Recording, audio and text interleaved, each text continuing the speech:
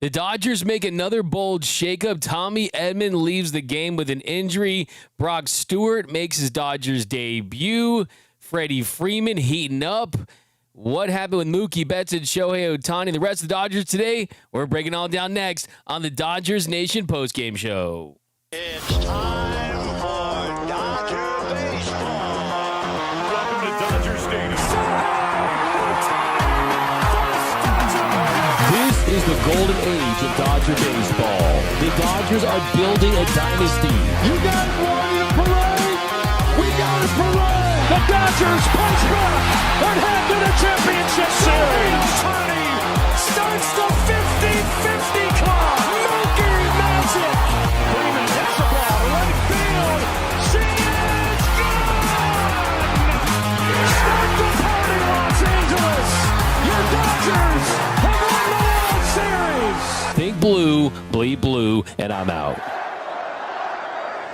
What is up, Dodgers Nation, and welcome to another episode of Dodgers Dougout Live, the Dodgers Nation post-game show. My name is Doug McKain, cover the Dodgers for Dodgers Nation. I'm a credentialed member of the media. You can follow me on X and Instagram at DMAC_LA. If you're new to the show, hit the subscribe button, hit the notification bell. If you're a longtime subscriber and you want to support this show every single day, hit the like button, drop a comment down below. We've got lots to get into. We've got streaming back. I'm going to read your comments. I want all your takes on all things Dodger baseball because had some ups, had some downs. Trying walks of concern, says Carl ZZ5GZ down the comments for sure. But really, it was a successful week for the Dodgers and a successful road trip, all things considered. They win today by a final score of 3-0. They finished the 9-game road trip 5-4. The Dodgers' record now sits at 65-47, 18 games above 500, currently 3.5 games up on the San Diego Padres in the National League West. The Padres hosting the Cardinals, bottom of the second inning, still scoreless. So if the Dodgers can get some good fortune and the Padres lose that one, that lead could go up to 4 games. But let's focus on the Dodgers today. And the big story, I think, starts with the top of the lineup. So we talked about it yesterday, how since Mookie Betts went to the leadoff spot, he was 8 for 42 in 10 games. The road trip Mookie Betts heading into today was 5 for 26. Today had a really nice competitive at-bat in this one. I think it was one of his better at-bats of the last couple of weeks. In the top of the 9th inning, had a sacrifice fly on a 10-pitch battle with Griffin Jacks that made it a 3-0 game. But Mookie, in this series, he ends up going 0 for 16. He went hitless against the Rays. He's now hitless in 4 straight games. And before the game, the shakeup was that the Dodgers moved Shohei Ohtani back to the leadoff spot, and Mookie Betts went down to batting second. And if we look at the box score in this one, you look at just how things played out and how it impacted the game. Well, Shohei Ohtani, who had been scuffling of late, you've seen his strikeout numbers go up. He had a much better day at the plate, and he did things that leadoff hitters do, and it's get on base, it's steal bases, it's help this team score a lot of runs. And, you know, tonight, 3 runs, not a lot, but his impact was felt in getting those runs. And when you are a Dodgers team that had gone 18 straight innings without scoring a run, any run felt like it was big. And in this one, Shohei Ohtani looked more like the Shohei Ohtani that we've seen for most of the year. He goes 2 for 3, had 2 walks, and his impact on the game was felt with his ability to get on base the way that he did. Shohei was able to leg out an infield single in this one, showing his speed, and that really just kind of made you think, wait a second, yeah, Shohei Ohtani really should be batting leadoff, at least right now, at least at this part of the season and where he's at, because that changed things. Because it was a 7-0 game there in the 7th inning. He reached on an infield single, And then he steals second. Then Mookie Betts drew a walk. Then you had a double steal where Betts and Ohtani stole a base, and that put the Dodgers in a really good position with runners on second and third. And then Freddie Freeman, who's been hotter than the devil's armpit of late, who's been hotter than Tampa Bay apparently in August, he singled to right to score Shohei that made it a 2-0 game. By the way, it was a single that got through to the right side. I really think Mookie should have been sent there. They should have scored multiple runs on that hit. But still, the point remains that lineup-wise, this is a lineup that with the current roster, you just have to have Shohei Ohtani batting leadoff if this is the kind of production you're going to get from Mookie Betts. And I said on last night's show, I think the ideal lineup for the Dodgers right now features Shohei batting leadoff, Will Smith batting in the 2-hole, Freddie Freeman batting third, and then you've got Teoscar Hernandez, you've got Max Muncy, and then I think you move Mookie Betts down in the lineup until he figures things out mechanically and just gets more confidence, because you just can't have a 300 on base guy, a 87 weighted runs created plus guy batting first or second in your lineup and expect to score a lot of runs. Because in this one, they didn't score a lot of runs, and Mookie did have some better at bats, especially that one late. He did ground into a double play there in the first inning that hurt a rally, but I think that's pretty obvious right now what you need to do with Mookie Betts. You got to move him down the order. I know that no one wants to say this. I know no one wants to kind of make this point just because he's your $365 million man. He is a future Hall of Famer, but I'm trying to win the division, and I'm trying to put this team in the best position to go back-to-back. But here was Dave Roberts after the game talking about Yoshinobu Yamamoto's start, which we'll get into in a second. He was outstanding once again. And then he just talked about this lineup and what was ultimately a successful series and a successful road trip. Yoshinobu first, we talked ahead of the game that you felt this one could have been a challenging one for him due to the temperature, the humidity. How did you see him handle it and just executing his pitches, getting out of traffic when need be? He was really good today. I think he had everything working. I thought he was getting strike one. I thought the fastball away was there. The breaking ball, I thought Will did a great job with them, and he managed the humidity pretty well today, and gave us what he needed and put us in a good spot to win a ball game. Talked a lot about the strikeouts as of late, just to see the guys limit those, take different really quality at bats. How would you describe what you were seeing from the offense and how they were able to manufacture different runs? It was stark as far as kind of the at bat quality, putting the ball in play, winning pitches, and giving ourselves a chance at the bat. And it was obviously Freddy had a great series, and I thought Shohei took some really good at bats today, and the base running, and we finally built some innings, and situational hitting was good, and we got some key hits. And so the bullpen, I felt, did a really nice job. To get Alex to do an up-down was huge. And, Blake's, still trying to find his way. So it's only his third outing, something like that. So he'll be fine. But, right now I just felt that, we got to, get him out of there at that point. But I got all the confidence in Blake. How challenging were the conditions this weekend, especially the 2 day games? It was, it was tough. You try not to talk about it too much. And I'm just trying to mix and match the lineup as much as possible. But it was tough, especially on the back end of a 10-day road trip. And, you have 2 of the hotter cities in Cincinnati and Tampa and a couple day games here. So I think this is the last one of these long ones. And so for the most part, we're going to be at home in California, which is great. But 5-4, I'll take it. Two shutouts this series by the pitching staff. Where do you think they're at so far this season? And you're still not back to full strength? Not back to full strength. I like where we're at. I thought we did a really good job of preventing runs. And when you play these guys, you've got to do it because they do a good job of that.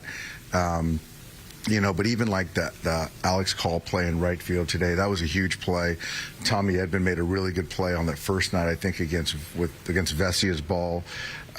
So we played good defense as well. The bullpen did a nice job. So it was good to pitch and get some more reinforcements back, too. How serious is Tommy's ankle? It's a recurrence of what he's been dealing with. And I think once he hit the bag, I don't know if it was right when he hit the bag or right after, but I just don't see how it's not an IL. and then, we're obviously going to get Muncy back, so that's probably going to be the move, and, keep Freeland here. And but I don't know. I don't know how long it's going to be, but I just have a hard time believing it's going to be less than 2 weeks. You expect Muncy tomorrow then? I'm going to talk to the front office, talk to the training staff, but, I would assume so. Is Tommy on some testing on the ankle? I'm not sure yet. I'm sure he has had some testing, but I don't know if it was an X-ray. I know it's not an MRI yet, or just manual. I'm not sure yet. I mean, you would. The offense has struggled for 5 weeks now. How valuable is it to get Freddy back to himself? It's great. Get Freddy back to being who he is, getting on base, taking walks, hitting doubles, and obviously Will's been good all year for us. And so having Shohei, do what he's doing. But yeah, I think just getting the middle to the bottom part of the order going, whether it's bleeding into the top or getting a big hit in the middle of the order when we need it, when we build an inning. So we're getting there. Today I did like the at-bat quality. How valuable is Yoshi been, especially with how little run support he's gotten in a lot of these starts, just to be able to kind of, you guys do get him a lead, be able to hold on to it like that? He's been invaluable for our club, and we haven't certainly given him enough run support, but nothing like that phases him, and he just focuses on his job and continuing to give us a chance to win. So that's why he's one of the better pitchers in baseball in the National League, and just the consistency of his performance, we've needed it. Freeman, like in Cincinnati, was it mostly kind of execution today? Yeah, I just think that with Blake, he wants to do well. We've thrown him into the fire. I don't know if it is certainly location command. There's been some uncharacteristic walks, but balls in play. But again, he's going to find his way, and he'll be just fine. Lots to unpack from Dave Roberts' presser there. He mentions Blake Treinen's struggles since coming back. We'll talk some Blake Treinen in a second. Talking about Yamamoto's dominance on the mound. Freddie Freeman finding his rhythm at the plate. Again, we'll get back to the game action. But really the biggest negative from today's game was Tommy Edman leaving the game with an ankle injury. That is very concerning to me, just because this is a injury that just continued to linger. Every time he gets back from the IL, every time he gets back from missing some time, he suffers a setback. And let's just be honest, that's what it was today. It was the top of the fifth inning with one out, and he's able to hit one up the middle, bounces off the base, gets into center field in front of Johnny DeLuca, and then as he's rounding first base, you can see him tweak that ankle. He tweaks it, and it's really subtle, but it was sharp. He's grimacing on his face, and he immediately leaves the game, and Tommy Edman is going to be headed to the IL. Now, you look at the injuries that the Dodgers have suffered, it's really starting to pile up. It's this season of Squid Game, right, where you lose someone every episode. Instead, it's a Dodger going down every game, it feels like. And Kike Hernandez is out. Ha-Seong Kim is out. Now Tommy Edman is out. Now, if things go well for Max Muncy, who's DHing today for OKC, he should be back with the team in their series that begins tomorrow against the St. Louis Cardinals back at home at Dodgers Stadium. But I think what this does is it opens the door for more Alex Freeland. And Alex Freeland certainly has looked the part. He's hit the ball hard. His at-bat quality has been really good. I think you look at defensively, the versatility that he plays with helps this team. He did have some time at second base at parts throughout his career. I believe 9 times in his pro career he's played at second base, but he can certainly play that position. They just don't have a ton of options there. And today, Alex Freeland had another really positive day, I think. I mean, he goes 0 for 4, but I think the at-bats are pretty solid. The way that he's taking pitches, seeing pitches, the contact, and they look like big league at-bats. And Dave mentioned it. I mean, this is a Dodgers team that has really struggled when it comes to swinging and missing and striking out. And that is something that has hurt this team offensively.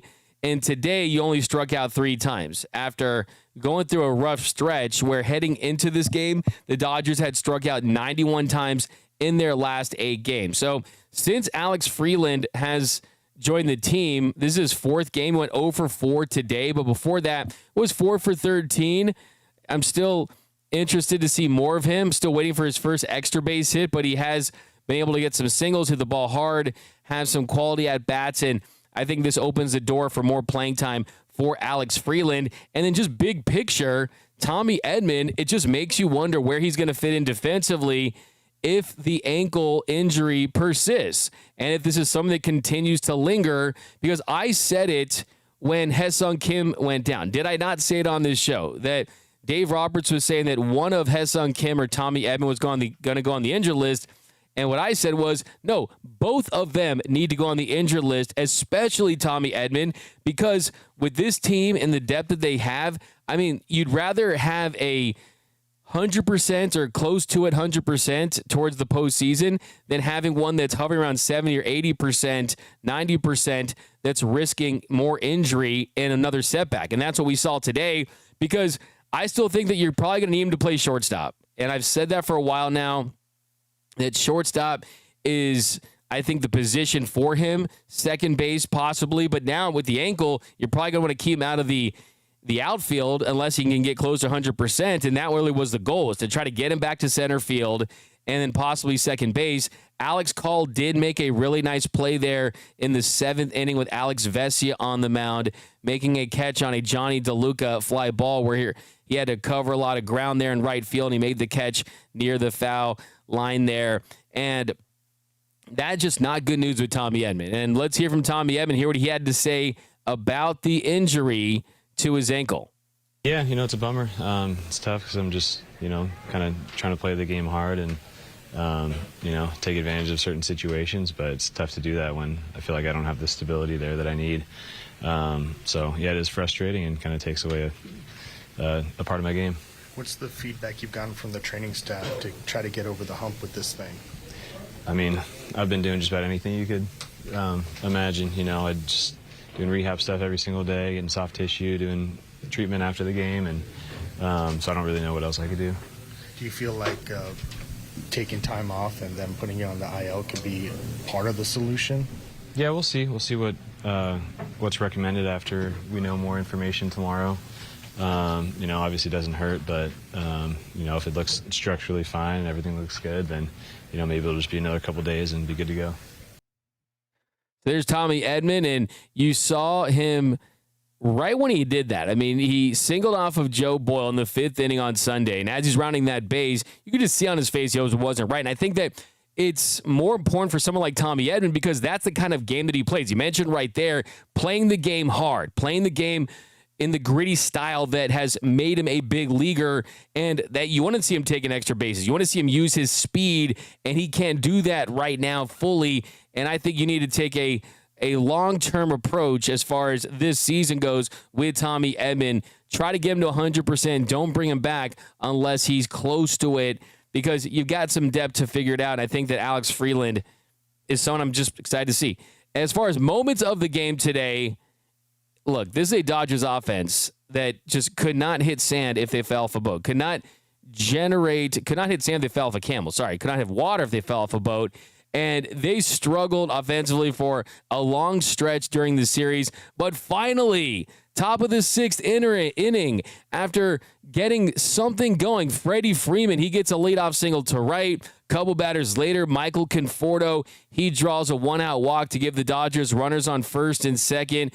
With Andy Pages at the plate, and then 1-1 count, Andy Pages singles, and the Dodgers finally break their 18-inning scoreless streak.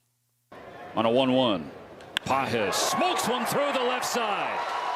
Dino Abel gonna give Freddie Freeman the green light to come home. Here's the relay. It is not in time. Dodgers break through. And it's great to see Freddie Freeman, and he is absolutely turning it on of late. Another multi-hit game for Freddie Freeman. He ends up going 3 for 5 with 1 RBI. Almost had 4 hits, had one that almost went over the wall. The batting average back up to 306. If you don't know the story, Freddie Freeman was shown a meme from the famous Coldplay cheating concert scandal heard around the world. And some fan had used that as a meme where you have the guy that's cheating with the girl, and it's the walk-off grand slam of the World Series. It's making fun of the Yankees. And Freddy watched the meme, and he noticed something about his front foot that had led to a breakthrough where he's found a new hit cue where the front foot's getting down. He's not late on pitches. He's swinging at strikes. He's seeing the ball well. And that is a very positive sign because the Dodgers' best lineup is when Freddy's hitting, Shohei's at leadoff, and now Will Smith having an MVP season. I'm going to say it again. The Dodgers lineup needs to be Shohei, Smith, and Freddy. You stagger the lefties and the righties, and seeing Freddy get back on track makes you feel really good because he is the Dodgers' pound-for-pound best pure hitter, and he was one of the biggest reasons why they won the World Series last year. And there was a lot of talk, maybe at 35, 36, he's going to start to fall off. No, Freddie Freeman is baseball's version of fine wine. He's getting better with time. And here was a much happier Freddie Freeman than he's been in weeks after the game. But when you look at just the team at-bats overall, how would you describe them today? Yeah, they were good. I mean, we've been playing good baseball the last few games, so weather was a little tough to play through, but credit to our guys grinding out. Yoshi and our bullpen were awesome today. Yeah, 3 hits, nearly 4. Yeah. Almost went over the wall. But for you, just how rewarding is it right now having that consistency at the plate? Yeah, I'm just making quality decisions at the plate, too. I'm swinging at strikes. I mean, that's the key to it. Things have kind of slowed down. I'm not jumping at the ball, so hopefully I don't lose it in this air going 5 hours. You mentioned, of course, Yoshinobu, the bullpen, but obviously things got close there at the end. But for them to have a shutout performance just in this heat, how impressive is that? Very impressive. I mean, that's 2 out of 3 games here. There's a reason they play in the dome in Florida. It is, I don't know if you can tell on TV how toasty it is out here, but it is toasty. This is my second uniform of the game, so it's impressive. I know they take care of themselves. They're getting themselves ready, and they give it all they got. And, you know, it was impressive today in this weather. It's been a long road trip, so how ready are you to get back to California? I can't wait, you know. I think it's only like 85. That's like cold to us now, so I can't wait to get home, see the fans. It feels like it's been a long time, so looking forward to tomorrow. All right, Freddie. Well, hydrate, feel better, and hopefully get some rest. I appreciate it. Thank you, Kirsten. Yeah, it was hot, and I know they talked about it a lot, and the biggest impact it had on the pitchers was the moisture on the ball, I think leading to some lack of command. Blake Snell talked about it yesterday. I think you've seen that with Blake Trinan in his appearance and even Ben Kasparius early in his appearance. I mean, it was clear that you had to adjust to that, but it was so hot. It's kind of like that old dad line, right? It's not the heat, it's the humidity that kills you. Right? Every dad loves that. Every dude over like 50, if you say, man, it's hot today. Man, it's scorching. It's no. It's not the heat. It's the humidity that kills you. They love using that line. And Freddie would go on to say after the game that was the hottest game that he's ever played in. Did you feel like you were back in Atlanta for 3 days? I think this is the hottest game I think I've ever been a part of. We had a Cincinnati game. Had to be at least 13 years ago, 4 o'clock start. I think it was in August. And this measures up. I think this one beats it. So this is when you talk about coming up in the minor leagues, the Gulf Coast League helps weed out people as you come up in the minor leagues.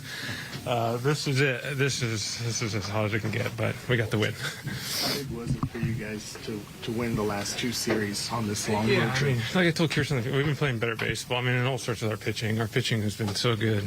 Even Blake was really good yesterday. So 2 shutouts in 3 games, it's huge. And hopefully we can start swinging, getting some more runs. But pitching is going to be the name of our game. We have really good starting pitching, and our bullpen was awesome today. So it's be nice to get home tomorrow. When you guys are still kind of scuffling, like how big is it just to be able to manufacture some runs today in these couple innings when you're able to? Yeah, it's big. I mean, Mookie getting sack fly, there's some positive things. So, Shohei getting on base, stealing some bases, getting guys on, Alex Call making a walk, getting things started. So there's a lot of good things that happened today. I mean, as much as we want to hit home runs every time and score 10 runs, got to win games like this, and it's a good sign for us. How have you guys seen Mookie kind of grinding through this and just kind of where he's at? Yeah, I mean, Mookie's going to outwork everybody, and he's doing it right now. He's going to figure it out. I thought he was in a really good spot going today. There's some really good swings in there, especially, so hopefully he can carry in that wonderful at-bat in the last one with the sac fly. So hopefully he can take that positive thoughts into Sunny Gray tomorrow. What were you thinking when Dino sent you? You know, it looked like you were thinking of a stop, and then. No, I'm always ready to roll. When he sent me, I was like, "Oh man, I got to make this." No, not scoring any runs yesterday. We got to be aggressive in the 5th, 6th, 7th inning, so I get it, and I'm just glad I made it. But I felt like I was going into quicksand halfway to home. How important has Yamamoto been this season, kind of whether or not he's at the run support behind him? Yeah, I mean, Yoshi's been great. I'm sure he wanted to get one more out to get to 6 innings. He wants to go as deep as he possibly can, and he's been doing it all year. Ever since he came back from his shoulder injury last year, he's looked like the guy that we thought we were going to get. And it's huge for us to go every 5-6 days to have that. And you have Blake Snell back, you got Tyler Glass now, Shohei, Kirsch, Emmet Sheehan. What we envisioned a few months ago is starting to come around for our starting pitching, so now it's on our offense to come up with them.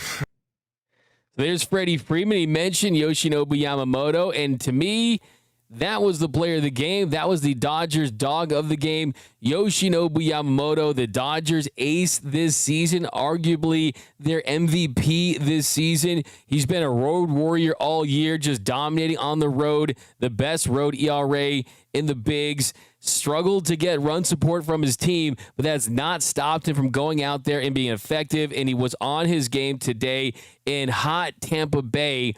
Scoreless baseball for him, shutout through the 6th inning, up to it, and then he ends up just giving up 5 singles with 6 strikeouts, and really the only issue he had there, the rough stretch there in the 5th inning, he was late covering first base on an infield single by Jake Mangum, and then he made the throw to Freddie Freeman. Freddie just could not field it cleanly, and that put 2 runners on, and Yamamoto was able to get out of that inning with a pop-out and strikeout, one of those 6 strikeouts on the day, and he ends up going 5 2/3 scoreless innings, has 8 scoreless starts this year. 8 scoreless starts for Yoshinobu Yamamoto. He's allowed 0 or 1 run in 12 starts this season. Let me say that one more time.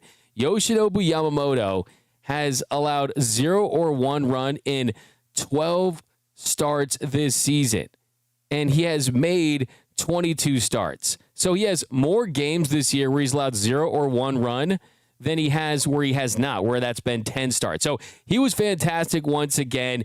Yoshinobu Yamamoto has an ERA down to 2.51 on the season through 22 starts, 122 innings of work, 5 2/3 scoreless, through 88 pitches. You probably were thinking maybe he goes longer, but those 88 pitches probably felt like 888 pitches in that humidity. And you know when Yoshinobu Yamamoto balls out, when Yamamoto has a great game, which is usually almost every start, then it's time to party with the official Yoshinobu Yamamoto anthem. 1, 2, 3! 山本由伸のモノマネしてるもしのぶ山本由伸のモノマネしてるもしの山本由伸のモノマネしてるもしのぶ山本由伸のモノマネしてるもしのぶ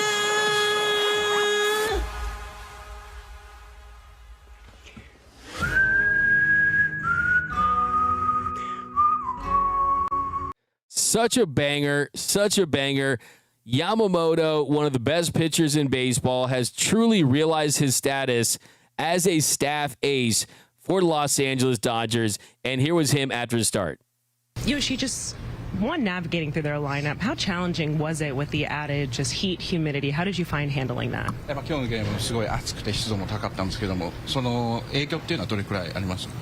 やっぱり影響は、ありましたけど、しっかり、体調を整えて挑めましたし、集中、して投球することができたので、いいピッチングにつながったと思います。Yeah, this condition somehow a little bit affected, but because I was successfully adjusted, and then I was ready to get into today's game. Did you have to kind of make any adjustments in game, just kind of considering sweat and just kind of how you were executing your pitches, things like that? 今日その投球するにあたってそのゲーム中にその、汗がちょっといっぱい出たりとかっていうところでちょっと自分で微調整したところとかありますかね。やっぱり汗の量が、いつもと全然違って、何度も着替えて、ヒロさんのサポートでなんとか乗り切りました。So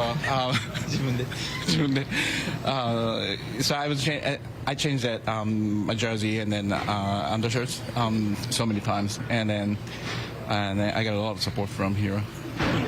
Like your pitches played better in this type of humidity? こういった、環境の中でコンディションの中でやるっていうのは自分はそのもっと実力を発揮できるっていう感じですか。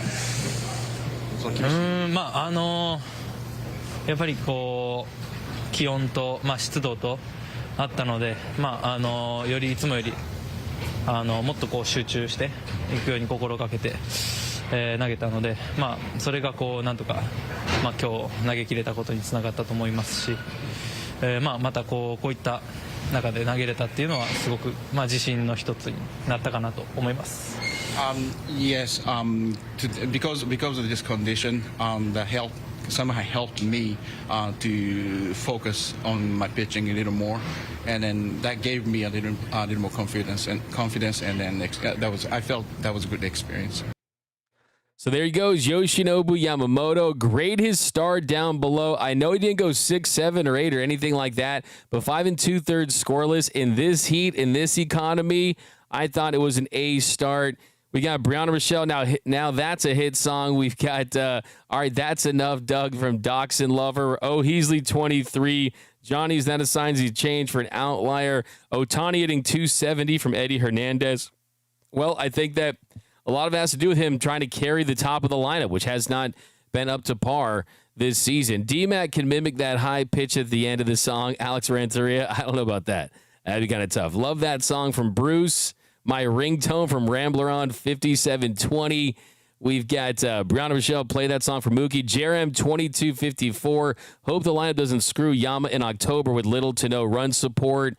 Yeah, I mean, that's definitely the mark of an ace. I've been following this team for a long time. Kirsch also struggled to get run support throughout his career as an ace. But more thoughts on some of the Dodgers pitching today. Give Alex Vesia a lot of credit. He'll kind of be an unsung hero in this one. He definitely had that Dodgers dog in him coming in there for Yamamoto when he did after a really good start, and he ends up going an up-down in this one. So to see him go out there in the 6th inning where Fiducia's at the plate, you had a runner on first, he gets the foul out, then he comes back out there in the bottom of the 7th. Vesia goes 1, 2, 3. Really nice job striking out Walls, 4-seam fastball, dotting that one on the inner half. And then the other big takeaways from the pitching side, it was the debut for new Dodgers reliever, old friend Brock Stewart. By the way, I love the fact that Clayton Kershaw calls him Stupak. I mean, Stupak Shakur. I heard Kersh drop that in his presser the other day.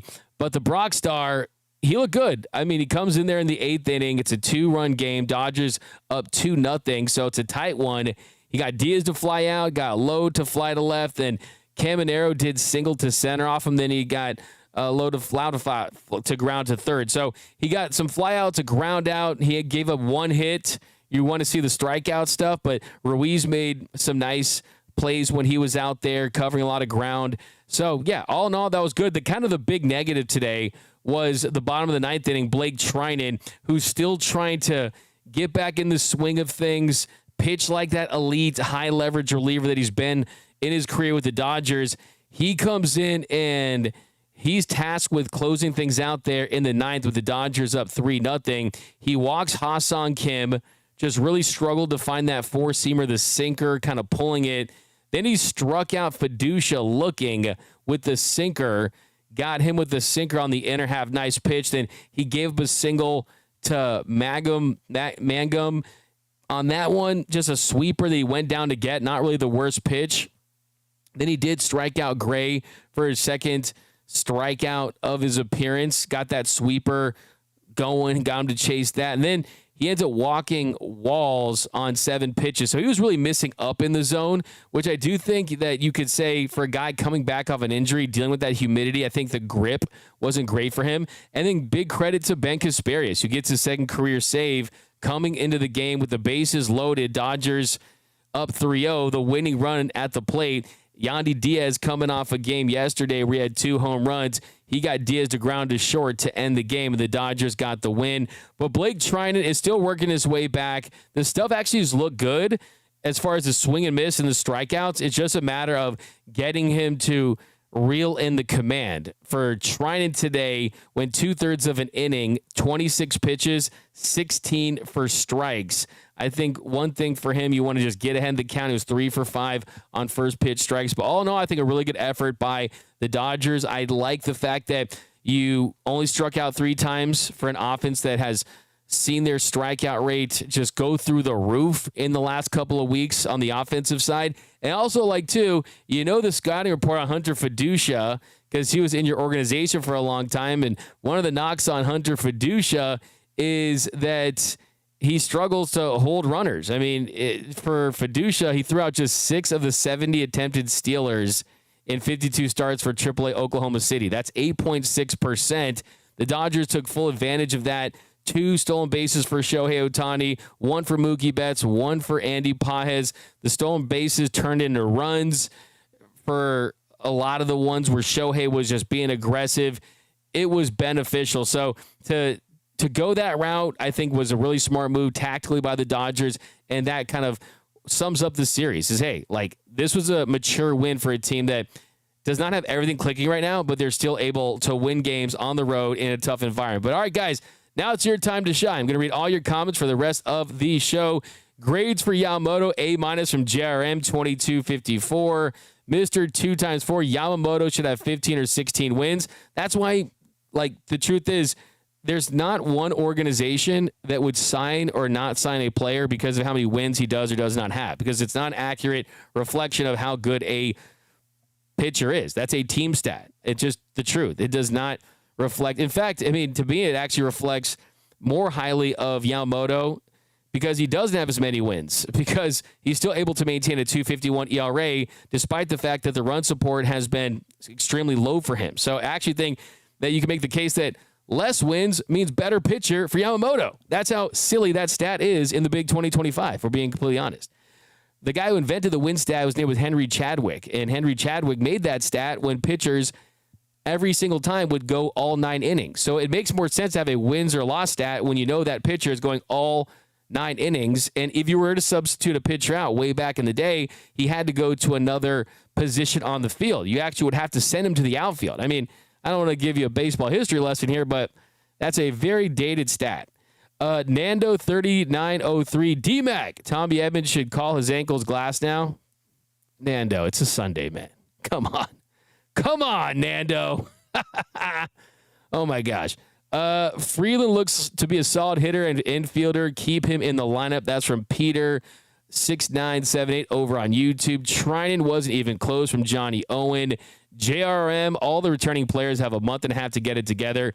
I like that you put that into perspective because that's the truth. It's not that much longer until the postseason begins, and you have to find a rhythm, have to get healthy, and you have a division to win as well. Try and look like he's bad on D-Mac. You trying to him. I don't know what that even said there, unfortunately.